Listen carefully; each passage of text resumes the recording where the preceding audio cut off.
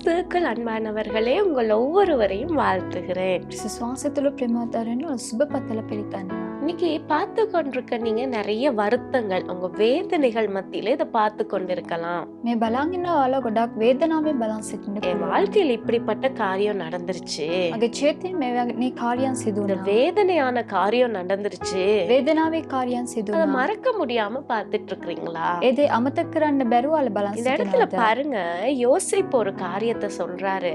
ස්ථාන යෝසේප් ඇවිල්ලා කියනවා. நீங்க ஆதியாகமம் 41வது அதிகாரம் 51வது வசனத்தை பார்த்தீங்கன்னா, පත්තේ 41 වෙනි පරිච්ඡේදයේ 51 වෙනි වචනේ බැලුවා නම් பாருங்க, யோசேப்பு என் வருத்தம் யாவையும் என் தகப்பனுடைய குடும்பம் அனைத்தையும் நான் மறக்கும்படி தேவன் பண்ணினார் என்று சொல்லி மூத்தவனுக்கு மனாசே என்று பெயரிட்டான் அப்படின்னு சொல்லப்பட்டிருக்கு.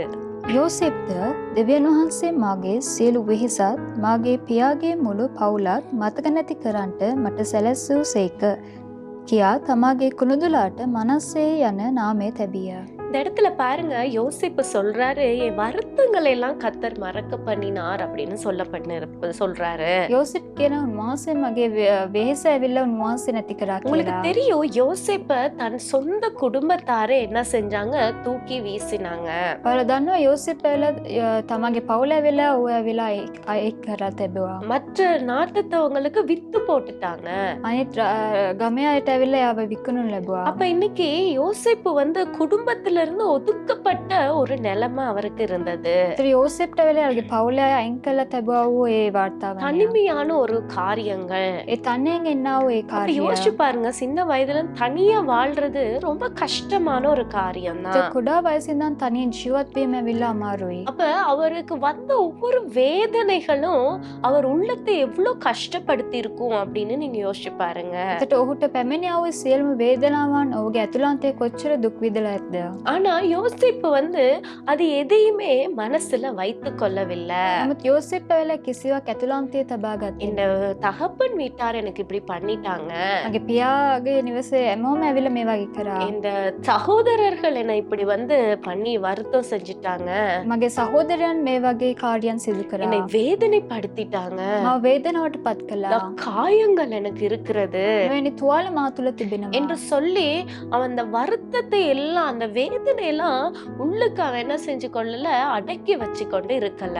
එතකොට ඔයාලා මේ සියලුම වේදනාවන් ඔහුගේ ඇතුළාන්තයේ ඇවිල්ලා තබා அது ගත්තා. எல்லாவற்றையும் மறக்க பண்ணினார் அப்படின்னு அவன் மறந்து விட்டு அவன் என்ன செய்யறான், தன் மூத்த மகனுக்கு மனாசேன்னு பெயரை வைக்கிறாரு. එතකොට මේ සියල්ල ඇවිල්ලා අමතක කරනු ලැබුවා කියලා ඔහු ඇවිල්ලා මනස්සේ කියන නාමය තැබුවා. நாங்க போற ஒவ்வொரு பாதைகளும் சில பாடுகள் எங்களுக்கு வரதான் செய்யறது. අපි යන මාර්ගය තුළ අපිට පීඩාවන් එන්න පුළුවන්. எங்களுக்கு நிறைய நேரங்கள்ல வேதனைகள் மத்தியில நாங்க போறோம் தான், අපි වේදනාවේ මාර්ගයක් තුළ ගමන් කරන්න පුළුවන්. காயங்கள் எங்களுக்கு ஏற்படுகிறது தான். තුවාල අපිට සිදු වෙන්න அது පුළුවන්. எல்லாம் நாங்க வச்சுக்கொண்டே இருந்தோம் அப்படின்னா එතකොට අපි මේ සියල්ල ඇවිල්ලා අපි තුළ තබා ஒரு ගත්තා නම් மாற்றம், ஒரு ஆசீர்வாதத்தை எங்களால பார்க்க முடியாது. වෙනසක් ඒ වගේම ආශිර්වාදයක් අපිට බලන්න ஐயோ බෑ. இப்படி நடந்துருச்சே, வாழ்க்கையில இப்படி ஆயிருச்சே அப்படின்னு சொல்லி அதையே நம்ம என்ன செஞ்சிட்டு இருக்க கூடாது, நினைச்சிட்டு இருக்க கூடாது. මේ වගේ මගේ ජීවිතේ සිදුනා කියලා ඒ දේම අපි සිතන් සිටින්න அடுத்த බෑ. கட்டத்துக்கு போகணும்னா அந்த வேதனைகளை நாங்கள் ஒரு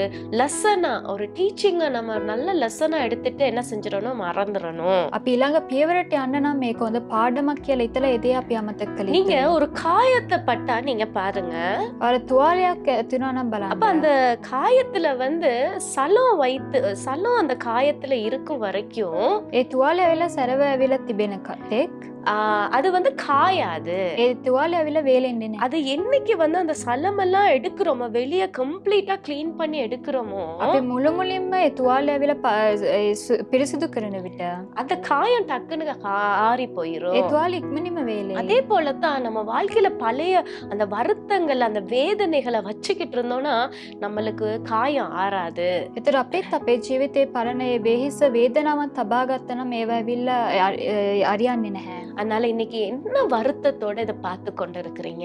මොන වේදනාවෙන් ඔයාලා බලන් எனக்கு සිටිනවද? வாழ்க்கையில இப்படி நடந்துருச்சுன்னு ஒரு வேதனை இருக்கிறதா? මගේ ජීවිතේ මේ වගේ සිදුනානි කියලා அது වේදනාවක්. எல்லாத்தையும் மறக்க உங்க வாழ்க்கையை இன்னைக்கு ஒப்பு கொடுங்க. ඒ සියල්ල අමතක කරන්න ඔයාලා ජීවිතේ කැප කරන්න. யோசேப்பை எப்படி கர்த்தர் ஆசீர்வதித்து உயர்த்தினாரோ යෝසෙප් උන්වහන්සේ කොහොමද ආශිර්වාද කළ அந்த උසස් உயர்வை කළේ? நீங்களும் பார்க்கும்படி கர்த்தர் கிருபை பாராட்டுவார். ඒ උසස්කම ඔයාලත් දකින පිණිස උන්වහන්සේ කරුණාව ஒப்பு පෙන්වයි. கொடுப்போமா? අපි කැප எங்கள் කරමු. பரிசுத்தரே, ප්‍රේමවන්ත இன்னைக்கு இதை පියාණනි, யாரெல்லாம் என்னென்ன வருத்தம் வேதனையோட பார்த்துட்டு இருக்காங்களோ කවුරු කවුරු මොන දුක් වේදනාව තුළ බලන් සිටිනවද? அதெல்லாம் நீர் மறக்க பண்ணி, ඒ සියල්ල ඔබ වහන්සේ අමතක அப்பா இவர்களை யோசிப்பை ஆசீர்வதித்தது போல ஆசீர்வதித்து உயர்த்திடுங்க. යෝසෙප් කොයි ලෙසද ආශිර්වාද කරේ වගේ ඔබ වහන්සේ ආශිර්වාද කළ උසස් කරන්න. இயேசு கிறிஸ்துவின் நாமத்தில் பிதாவே. යේසුස් ක්‍රිස්තුස් වහන්සේගේ නාමයෙන් පියාණනි. ආමේන්. ආමේන්. God bless you. God bless you.